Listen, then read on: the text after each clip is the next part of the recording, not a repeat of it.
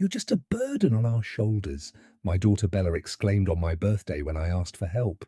That night, I was kicked out of the house where I had lived for years, supporting them with everything I had.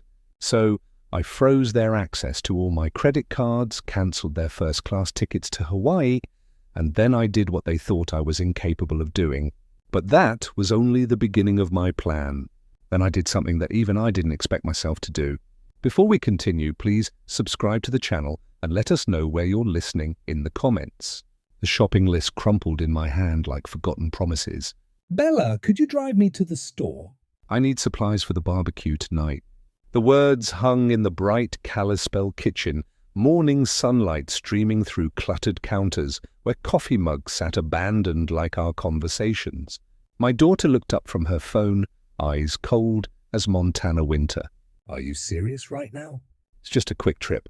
I invited Jim and Carol, maybe Dave, Dad. No, she stood, chair scraping against tile. I'm not your chauffeur. You're just a burden on our shoulders. You know that? The words hit like a physical blow. 65 years old. And my own daughter spoke to me like I was some unwanted obligation. Bella, it's my birthday. I just wanted to cook for friends. Your birthday? She laughed sharp and bitter. You think that makes you special? You think that changes anything? Logan appeared in the doorway, arms crossed. What's all the noise about? Dad wants me to drive him around like some taxi service, Bella spat. Jesus, Ralph. Logan's voice carried that familiar contempt. Can't you figure this out yourself? We're not running a charity here. My fingers tightened around the list. Beer, steaks, corn, charcoal. Simple things for a simple celebration. I've never asked for much. Haven't asked for much. Bella's voice climbed higher. You live in our house. Eat our food. Use our utilities. Everything we do revolves around taking care of you. The kitchen fell silent except for the hum of the refrigerator. Our house? The kitchen was silent except for the humming of the refrigerator. Our home, the house I bought for them, where I gave them everything, asking for nothing but a place to live. Fine, I grabbed my coat from the hook. I'll manage. Bella slammed her palm on the counter. Don't play the victim, Dad. We all know how this works. I walked out without another word, leaving the birthday card from my neighbor, Mrs. Peterson, unopened on the counter. The morning air bit at my cheeks as I pulled out my phone, fingers steady despite the tremor in my chest. Yellow cab. Yes, I need a ride to Miller's Market. The taxi arrived within minutes, driver nodding politely as I settled into worn vinyl seats. Through the window, I watched their house shrink away. The white picket fence I'd painted last summer now looking like prison bars. Special occasion? The driver asked, glancing at my list. Recent birthday barbecue. The words tasted hollow. As we pulled through downtown Kalispell, memories flooded back, unbidden. The day I'd signed the deed over to Bella and Logan, thinking I was securing their future. The college tuition I'd paid, the wedding I'd funded, the countless times I'd opened my wallet without hesitation. Every sacrifice had been willing, given with love. Miller's Market buzzed with Saturday morning shoppers. I selected each item carefully. Thick ribeye steaks, fresh corn, still in husks, premium charcoal. The cashier, a young man with kind eyes, helped me bag everything. Having folks over, a few old friends, I paid cash, bills I'd withdrawn earlier this week. The taxi ride home passed in contemplative silence. The driver helped me carry bags to the front door, refusing my offer of a larger tip with a wave and a smile. Small kindnesses from strangers felt precious now. Inside, the house was eerily quiet. Bella and Logan had disappeared, probably to their room to complain about the inconvenience of my existence. I unpacked methodically, arranging steaks in the refrigerator, corn in a bowl, charcoal by the back door. The dining room table awaited decoration. I pulled out my good plates, the ones Maria and I had received as wedding gifts 40 years ago. Each piece placed with ceremony, as if setting a proper table could somehow restore dignity to this day. Through the window, I could see the backyard grill standing ready. The metal surface gleamed in the afternoon sun, waiting for purpose. As I smoothed the tablecloth with careful hands, something hardened in my chest, a resolve I hadn't felt in years. The doorbell would ring soon. Jim and Carol would arrive with their easy laughter and genuine warmth. For a few hours, I'd remember what it felt like to be valued, to be welcome in my own space. I stood at the window watching afternoon shadows lengthen across the yard, my fist clenched at my side. The grill waited, my friends would come, and after that, things would change. The doorbell's echo pulled me from my thoughts. I wiped my hands on a dish towel and opened the door to find Jim and Carol standing there with warm smiles and a bottle of wine. "Happy birthday, you old goat." Jim clapped my shoulder while Carol kissed my cheek. Her perfume a gentle reminder of better times. Thought we'd never get here. Carol laughed. Traffic was murder coming through town. Dave arrived moments later, carrying a six-pack and wearing his signature flannel shirt. "Ready to burn some meat, Ralph?" We moved to the backyard where Montana's big sky stretched endlessly above us. The grill fired up with a satisfying whoosh, flames dancing blue and orange. I arranged the steaks while Jim cracked open beers, the familiar ritual feeling sacred somehow. Remember when we used to do this every weekend? Dave settled into a lawn chair, legs stretched out. "Back when we thought we'd live forever." "Speak for yourself," Carol teased. "I'm still planning on it." Their laughter filled the air like music. This was what I'd wanted. Simple friendship, easy conversation, the comfort of being understood. The steak sizzled, filling the yard with rich, smoky scent. "Are Bella and Logan joining us?" Jim asked, glancing toward the house. "I'll ask." I wiped my hands and stepped inside, finding them both in the living room, absorbed in their phones. "Hey, you two, my friends are here." "Want to come out?" And Bella looked up, her expression sour. "No thanks. I'm not interested in an old folks gathering." Logan didn't even lift his eyes from his screen. "Yeah, we'll pass on the geriatric convention." Heat rose in my cheeks. "They're good people. They'd like to meet you." "I'm sure they would." Bella's voice dripped sarcasm. "But I have better things to do than pretend to care about your sad little birthday party." I returned to the backyard, forcing a smile. My friends had heard everything through the open door. I could see it in their carefully neutral expressions, the way they suddenly became very interested in their beer bottles. "Everything all right?" Carol asked gently. "Fine, they're just busy." I flipped the steaks, grease spattering against the grill grate. The memory hit me then, sharp and bitter. 3 years ago, Logan had come to me with his business plan, some vague startup idea about app development. I'd written him a check for $15,000 without hesitation, believing in his dreams, even when the details seemed fuzzy. The business had failed within 6 months. The money vanished like smoke. "These steaks look perfect," Dave said, clearly trying to lighten the mood. I served them on my good plates, the same ones I'd arranged with such care earlier. We ate in companionable silence, the food tasting like ash in my mouth despite their compliments. "Well," Jim said eventually, checking his watch, "we should probably head out soon. Carol's got her book club tomorrow." "Of course," I stood, beginning to clear plates. "Let me walk you to the gate." They gathered their things with the practiced efficiency of people accustomed to awkward exits. At the front door, Carol squeezed my hand. "Thank you for a lovely evening, Ralph. The steaks were wonderful." "Happy birthday, friend." Jim's handshake lingered. "Take care of yourself." I walked them to the gate, watching their tail lights disappear into the Montana dusk. The evening air carried the scent of cooling charcoal and fading hopes. Birds settled into trees with final chirps, the day officially ending. Back inside, I found Bella and Logan waiting in the living room, arms crossed like judges preparing to deliver a verdict. The front door stood firmly closed behind me, as if sealing off the life I was leaving behind. "Nice party," Bella said, her voice sharp with mockery. "Really showed us how important you are." Logan smiled, cold and calculating. "Yeah, Ralph, real impressive guest list." I stood there, hands still smelling of smoke and disappointment, feeling something dangerous stirring in my chest. The open door framed the darkness outside, promising possibilities I hadn't dared imagine before tonight. The dining room table still held the remnants of celebration, crumpled napkins, empty glasses, the ghost of better times. One paper napkin had fallen to the floor, forgotten and alone. I closed the door, with deliberate care, the click echoing through the house like a decision being made.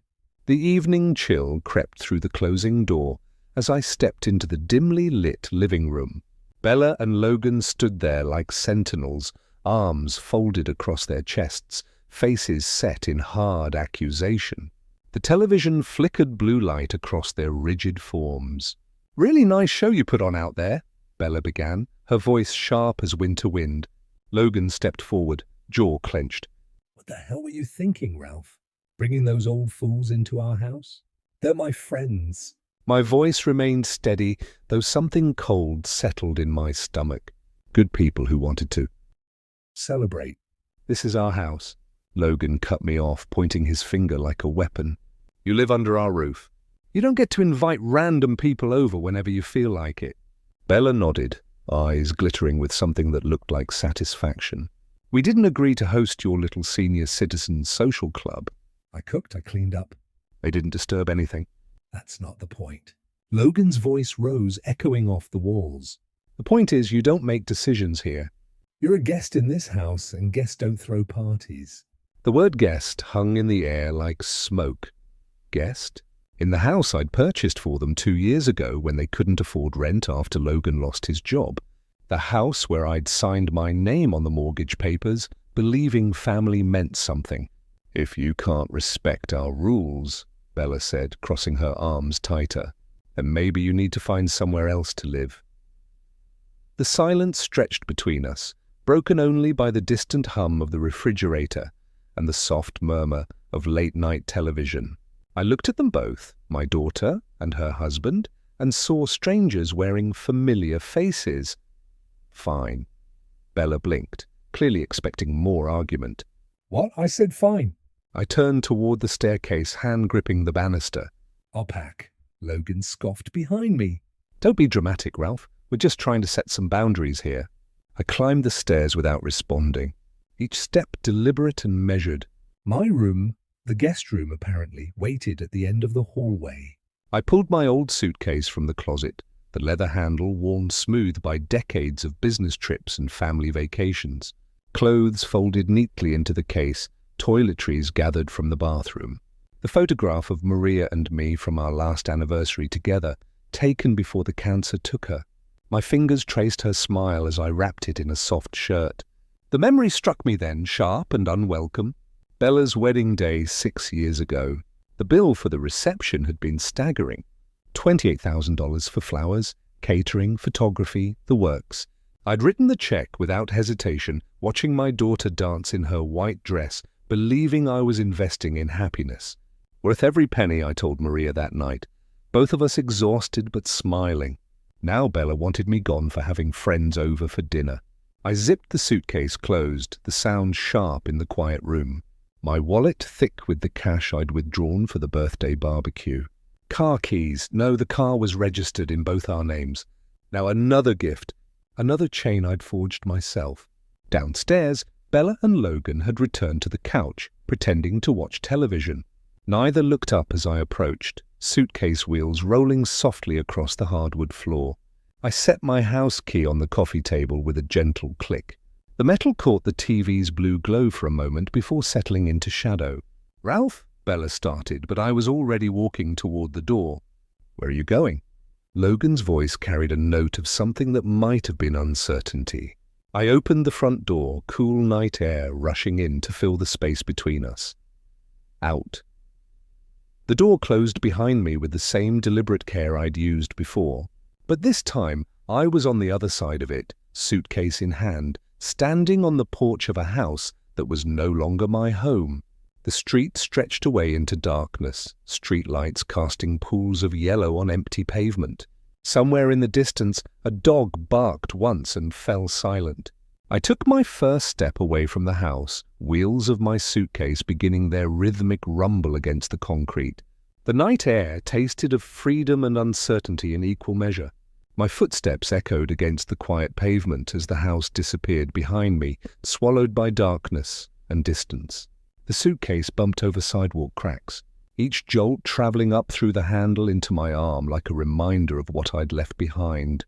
Kalispell at night was different than during the day. softer, somehow more forgiving. Streetlights created islands of warmth in the cool Montana air, and my breath formed small clouds that disappeared into the darkness. The familiar weight of my wallet pressed against my chest, containing enough cash to last several weeks if I was careful. As I walked, memories bubbled up unbidden. Bella at 18, sobbing in my kitchen after her first heartbreak. I'd held her while she cried, promising that things would get better, that she deserved someone who would treat her with respect. The irony wasn't lost on me now. The sidewalk stretched ahead, leading toward the commercial district, where I knew there was a modest motel. My legs, unused to such sustained walking, already ached with the effort, but something about the physical discomfort felt cleansing, each step a small act of rebellion against years of quiet submission. A car passed, headlights briefly illuminating my path before disappearing around a corner. The driver probably wondered about the old man walking alone with a suitcase, but I felt no shame.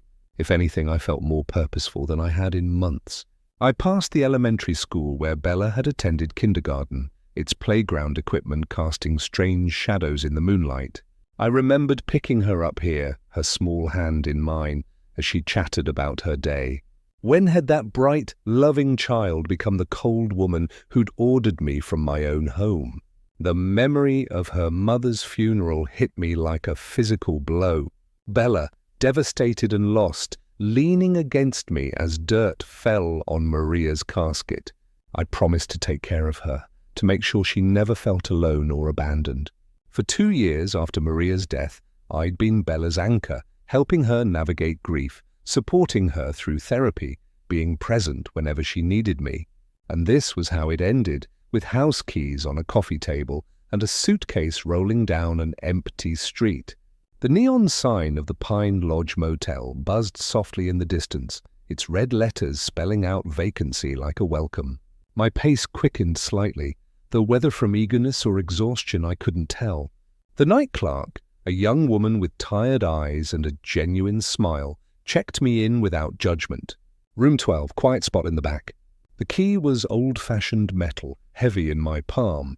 Real keys for real doors. Something solid and honest about that. Room 12 smelled of pine cleaner and faded cigarette smoke. A single bed with a floral comforter, a small table with 2 chairs, a bathroom barely large enough to turn around in. It wasn't much, but it was mine for the night. I unpacked methodically, hanging shirts in the narrow closet, arranging toiletries on the bathroom counter. The photograph of Maria went on the nightstand, her smile keeping me company in the strange room. When everything was organized, I lay on the bed, fully clothed, hands folded behind my head, staring at the ceiling. Water stains formed abstract patterns above me, and somewhere in the walls, pipes gurgled quietly under the vast Montana sky, dotted with stars like forgotten hopes. I pieced together the years of quiet giving, now fueling this quiet fire within.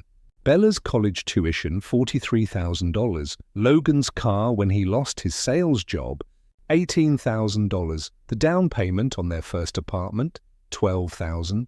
Wedding costs, emergency loans, Christmas gifts, birthday checks. How much had I given over the years? How much of myself had I poured into their lives? Believing that love was measured in dollars and sacrifice, my breathing steadied as something crystallized in my chest. Not anger. Anger was too hot, too unfocused. This was something cooler, more deliberate, a quiet certainty that I was done being treated like a burden by people who'd built their lives on my generosity. The ceiling stared back at me, offering no answers, but somehow confirming what I already knew. Tomorrow would be different. Tomorrow I would stop being the man who gave everything and asked for nothing. Tomorrow I would start being the man who understood his own worth. Morning light filtered through the thin motel curtains like a gentle awakening, painting golden stripes across the faded carpet.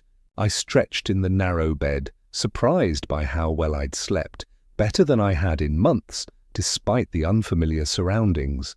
Something had shifted overnight, as if leaving that house had lifted a weight I'd grown so accustomed to carrying that I'd forgotten what freedom felt like.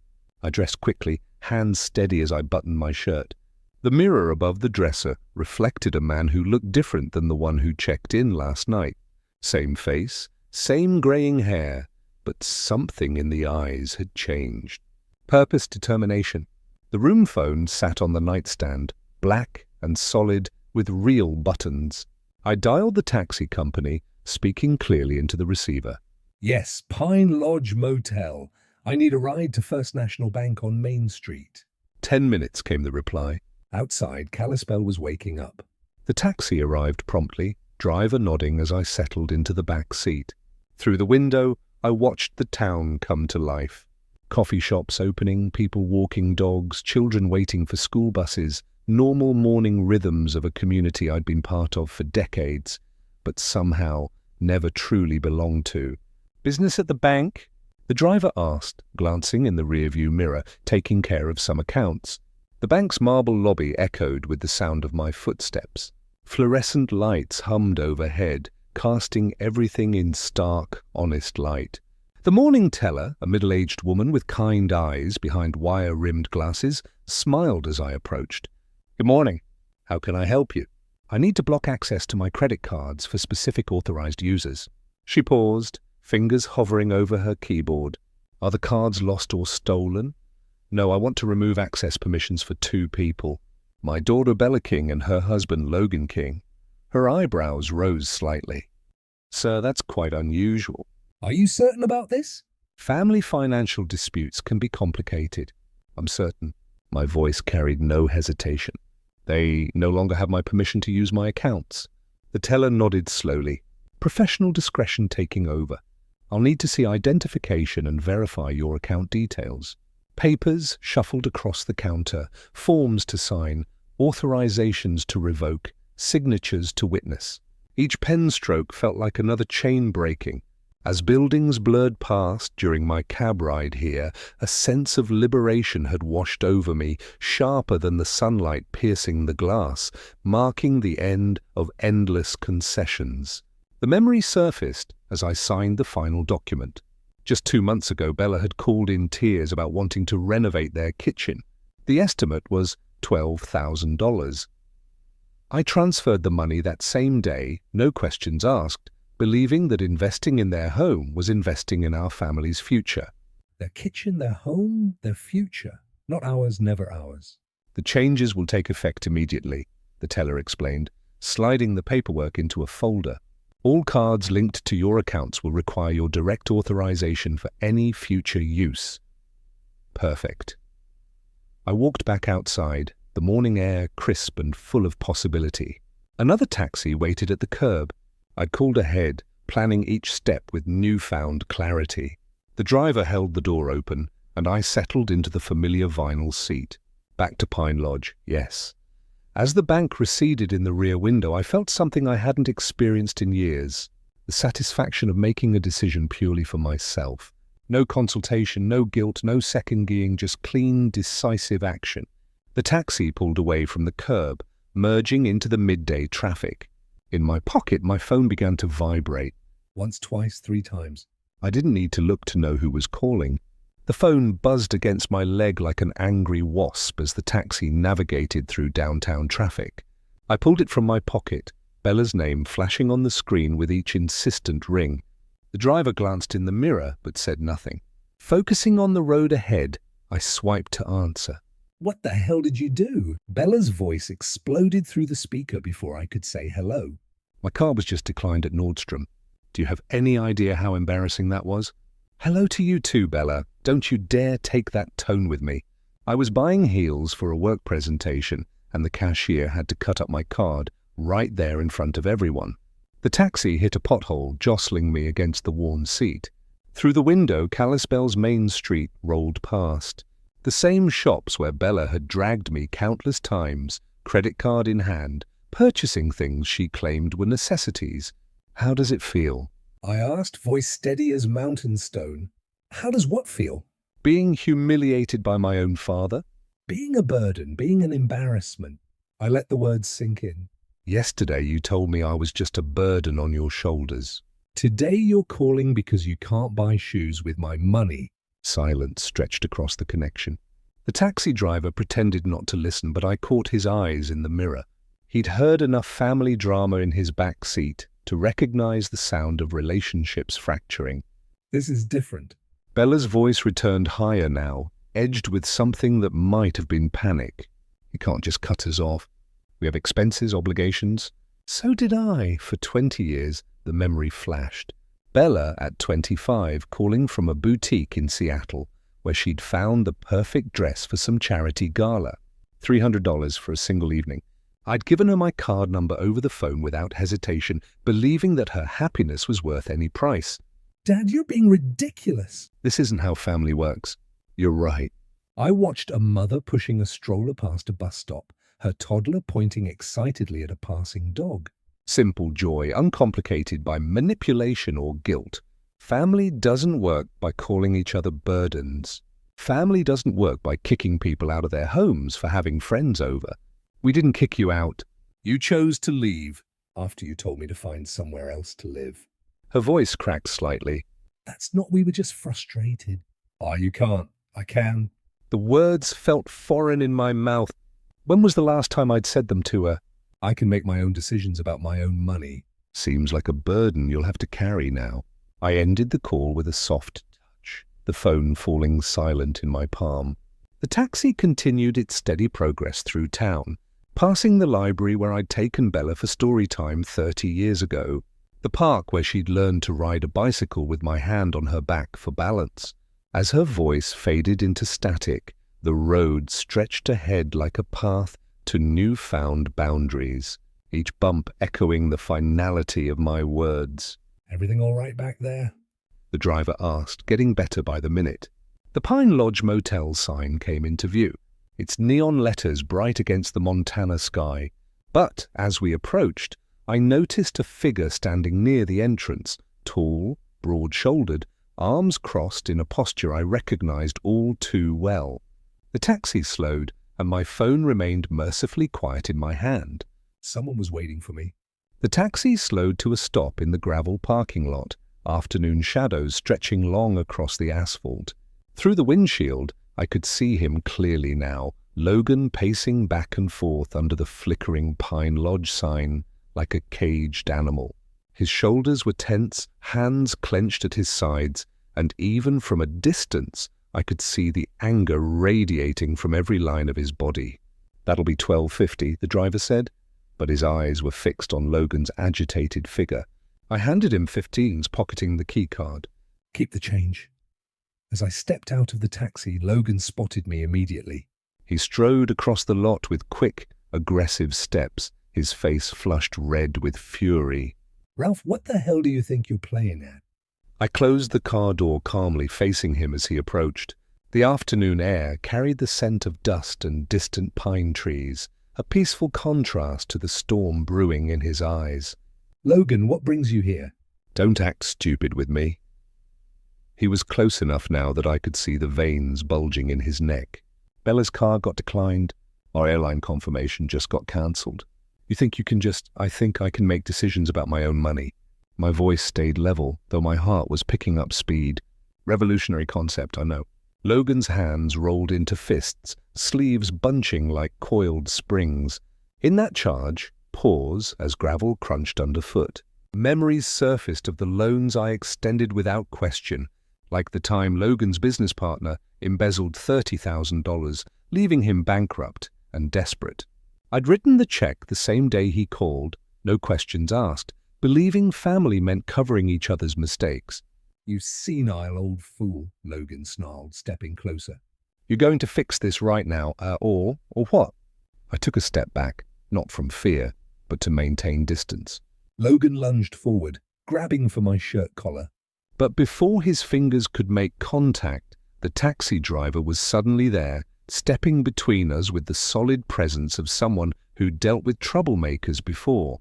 Hey now, the driver's voice carried quiet authority. That's enough of that. Logan stopped mid-reach, surprised by the intervention.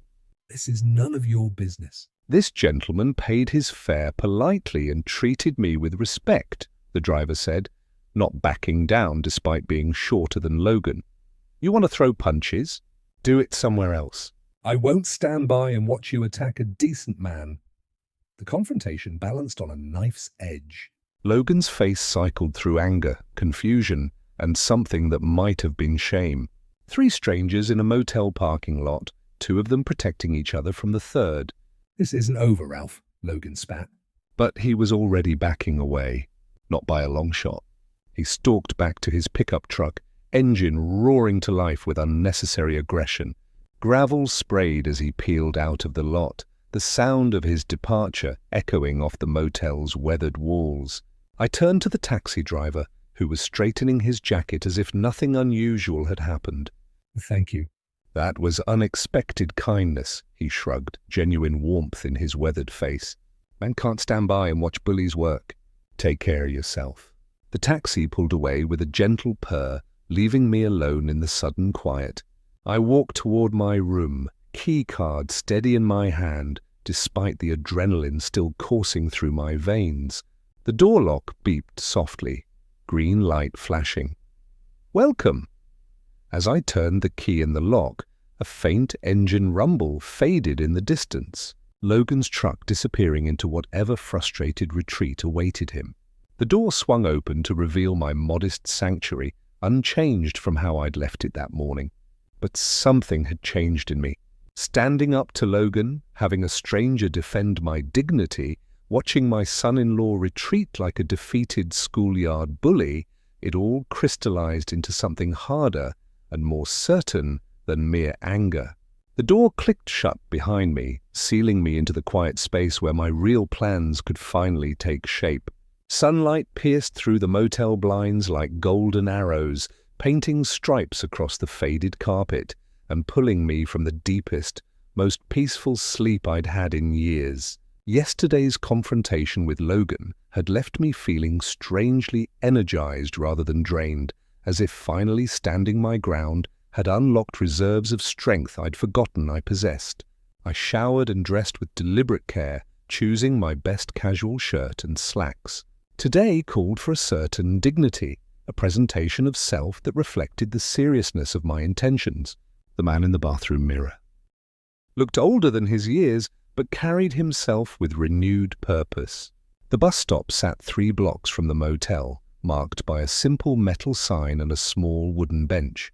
Kalispell's public transportation wasn't extensive, but it would get me where I needed to go. As I waited, watching early commuters hurry past with coffee cups and purpose, I felt no urgency. Time was finally on my side. The bus arrived with a gentle wheeze of air brakes, driver nodding as I climbed aboard. Through the window, Montana's rolling hills stretched toward distant mountains, the landscape unchanged by human drama. The medical bills I'd covered just last month flashed through my mind. Logan's emergency room visit after a weekend hiking accident. $800 that had appeared on my credit card statement without warning or explanation. Downtown legal district, I told the driver when he asked my destination. Big day ahead. You could say that. The law office of Morrison Baker and Associates occupied the 2nd floor of a historic brick building on Main Street. The receptionist, a professional woman with graying hair and kind eyes, scheduled me immediately when I explained my needs. "Mr. Morrison can see you now," she said, leading me down a hallway lined with diplomas and photographs of Kalispell's legal history. James Morrison was younger than I'd expected, maybe 45, with a careful attention to detail that came from handling people's final wishes. His office smelled of leather and old books, wood paneling creating an atmosphere of serious business. "Mr. King, I understand you'd like to revise your will. Completely rewrite it." I settled into the client chair, feeling the weight of the decision.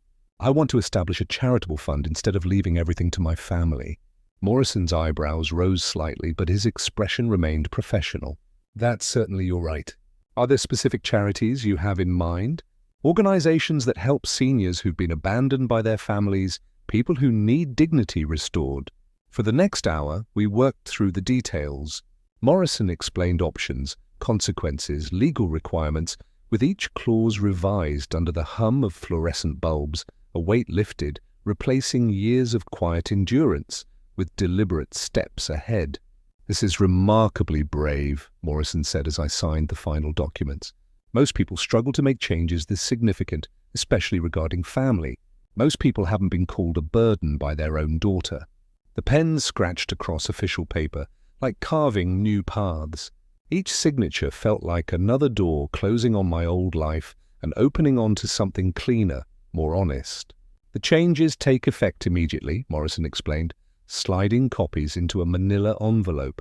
Your assets will be held in trust, distributed according to your specifications upon your death. Your family will receive notification if they're named in any previous versions. Perfect. I shook his hand, appreciating the firm grip and direct eye contact. Lawyers, I'd learned, dealt with family drama as much as legal codes. Morrison had seen enough bitter inheritance disputes to recognize genuine resolve. Walking down the courthouse steps, I felt lighter than I had in decades. The afternoon sun painted everything in sharp relief. Storefronts, passing cars, people going about their ordinary days, unaware that somewhere among them an old man had just reclaimed his life. My phone chimed softly in my pocket, a sound I'd grown to associate with fresh complications. I pulled it out, squinting at the screen in the bright Montana sunlight. The notification showed a calendar reminder, something I'd apparently set and forgotten. It was a reminder to call my sister in Oregon, a trip I'd postponed for years to prioritize Bella's endless needs. Now it felt like a promise to myself, a step toward reconnecting with family who actually valued me. My thumb hovered over the screen as the implications began to dawn on me. There was still more to do. The bustling Kalispell sidewalk welcomed me back into the rhythm of ordinary life as I stepped out of Morrison's law office. The signed papers rested securely in my jacket pocket. Their weight, both symbolic and literal, the future I'd spent decades building for Bella and Logan, had just been redirected to strangers who would appreciate the gift. A city bus wheezed to a stop at the corner, passengers filing on with the patient efficiency of people accustomed to small-town transportation schedules. I climbed aboard, dropping exact change into the fare box and finding a seat near the window where Montana's vast landscape stretched beyond the glass.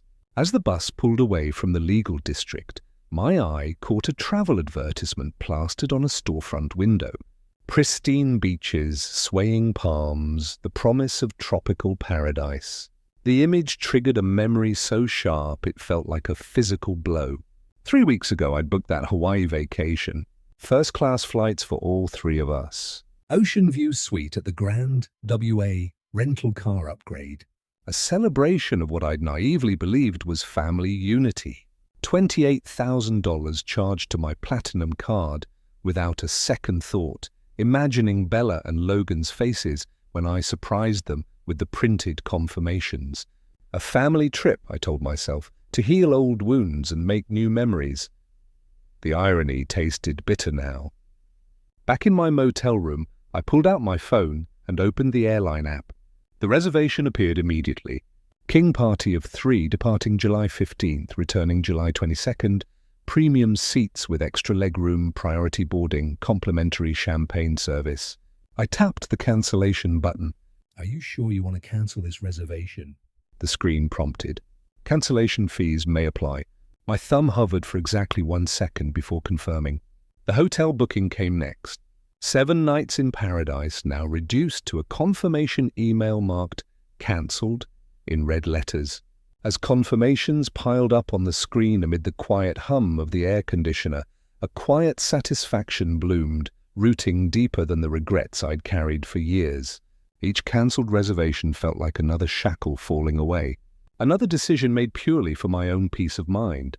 The phone's contact list scrolled past dozens of names before I found the one I wanted, Jim Harrison, my oldest friend, and one of the few people who'd witnessed last night's humiliation firsthand. His number dialed immediately. "Ralph, how are you holding up after yesterday?" "Better than expected, actually." "Jim, would you be free for coffee this afternoon?" "There's something I need to tell you." Of course, the usual place. Murphy's Cafe on 3rd Street. 2 hours good for you. Perfect. I'll see you there. I ended the call and pocketed the phone, glancing at the bedside clock. 45 minutes until our meeting. Enough time to process the morning's decisions to prepare for the conversation that would mark yet another step away from the man I'd been and toward the person I was becoming. The cancellation emails had stopped pinging, leaving the room in blessed silence. Outside, Kispel continued its unhurried pace, unaware that somewhere in room 12 of the Pine Lodge Motel, a man was systematically dismantling every bridge he'd built to ungrateful children. I straightened my collar and checked my reflection in the bathroom mirror. The face looking back still belonged to Ralph King, but the eyes held something new, a clarity that came from finally understanding the difference between love and enabling, between family loyalty and self-respect. The clock showed 1:30, time to go meet the only person from yesterday's gathering who'd actually seemed happy to see me. The brass handle of Murphy's Cafe felt solid and welcoming as I pushed open the door. Afternoon sunlight giving way to the warm amber glow of Edison bulbs and exposed brick walls. The aroma of fresh ground coffee beans and baking pastries wrapped around me like an old friend's embrace, a stark contrast to the sterile efficiency of the law office and the lonely quiet of my motel room. Jim was already there, rising from a corner table with the same genuine smile that had made him such good company at yesterday's disaster of a birthday party. His handshake was firm, his eyes carrying the kind of concern that came from decades of friendship. "Ralph, my friend, you look," he paused, studying my face, different, stronger somehow. Funny how a good night's sleep and some hard decisions can change a man's perspective. We moved to the counter where a barista with paint-stained fingers and kind eyes took our orders. Black coffee for Jim, a cappuccino for me, an indulgence I rarely allowed myself when Bella was always watching my spending like a hawk monitoring prey. Settled at our table with steaming mugs between us, Jim leaned forward with the patient attention of someone who'd witnessed enough life's upheavals as to know when a friend needed to talk. "So tell me what happened after we left last night." Carol was worried. She said she heard voices from inside when we were saying goodbye. The words tumbled out like coffee beans from a broken bag. I described the confrontation in the living room, Bella's cold dismissal of our guests, Logan's assertion of dominance over their house. Jim's expression darkened as I recounted the key left on the coffee table, the suitcase rolling down dark streets, the strange peace I'd found in that narrow motel bed. "They actually threw you out Jim's voice carried disbelief. on your birthday? After calling me a burden?"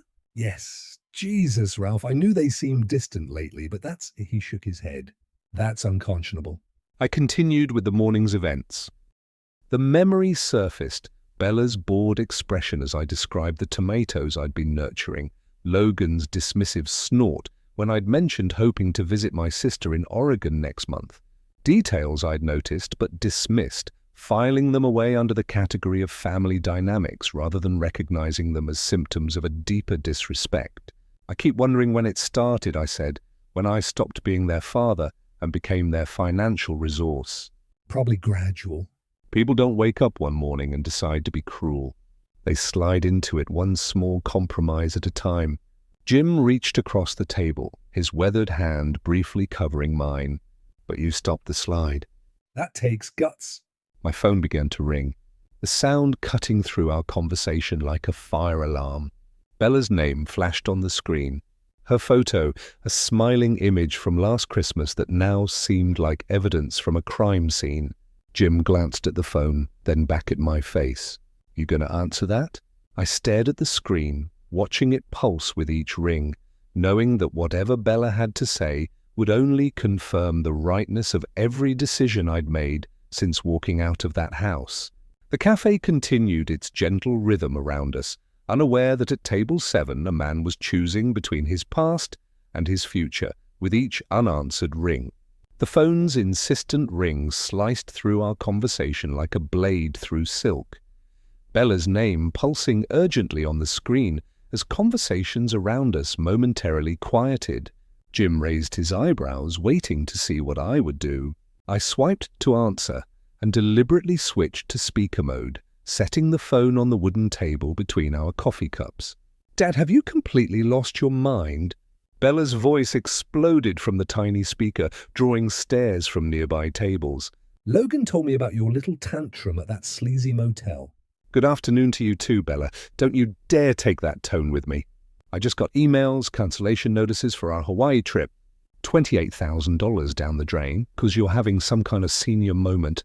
Jim's eyes widened as Bella's fury filled the small cafe.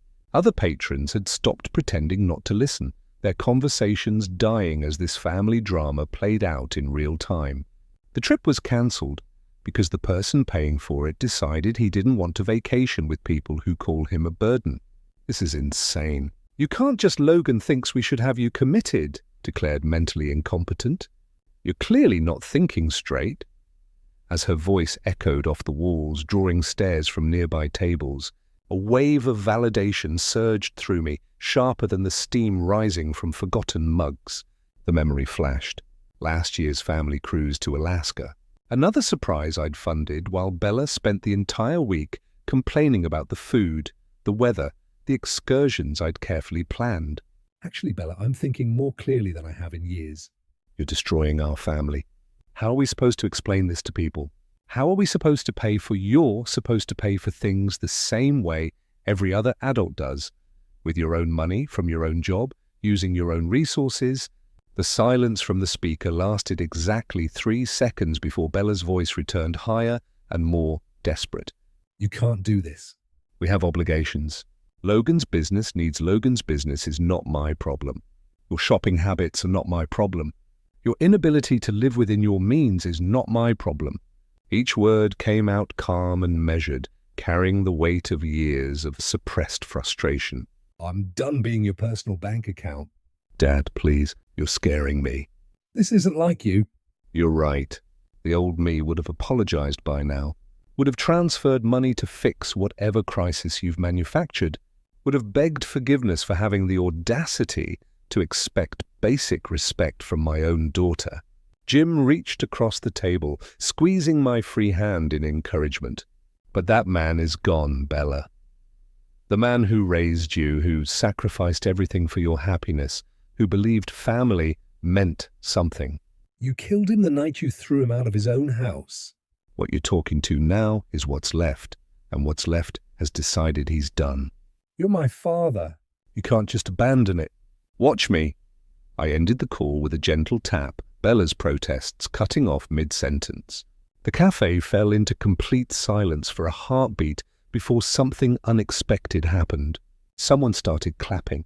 It began with the elderly woman at the corner table, her weathered hands coming together in slow, deliberate applause. Then the businessman near the window joined in. The young mother with the stroller, the college student with his laptop. Within seconds, the entire cafe was applauding, not mockingly, but with genuine support, as if they'd all witnessed something rare and necessary. Some customers nodded knowingly. Others smiled with the recognition that comes from their own experiences with ungrateful family members. Well done, Jim said quietly, his own hands joining the applause. Beautifully done. The clapping faded gradually, leaving behind a warm buzz of conversation and the soft clink of cups returning to saucers. I picked up my cappuccino, surprised to find my hands completely steady. Despite the adrenaline still coursing through my veins, outside, a siren wailed in the distance, growing fainter as it moved away from downtown. The sound blended with the gentle murmur of strangers who had somehow become witnesses to my liberation, their voices creating a symphony of ordinary life continuing around moments of extraordinary change. I took a sip of my cooling coffee and smiled. The echo of applause followed me as I rose from the table, shaking Jim's hand with the gratitude that comes from knowing someone truly sees you. Thank you for listening, for everything. Anytime, friend, and Ralph, I'm proud of you. The next month unfolded like pages turning in a book I'd never dared to read. Within a week, I'd contacted Sarah Mitchell, Kalispell's most respected realtor, a woman whose confidence and no-nonsense approach reminded me of the person I was becoming. I want something that's completely mine, I told her, as we drove through tree-lined neighborhoods. Something with space to breathe. The house she showed me on Hillside Drive was perfect. A modest ranch with wide windows overlooking the Swan Mountains, a kitchen built for one person who actually enjoyed cooking, and a front porch that caught both sunrise and sunset. The previous owners had maintained it lovingly, leaving behind the scent of fresh paint and possibility. "It has good bones," Sarah said as I signed the purchase agreement, "like its new owner." Moving day came with the kind of crisp Montana morning that made everything seem possible.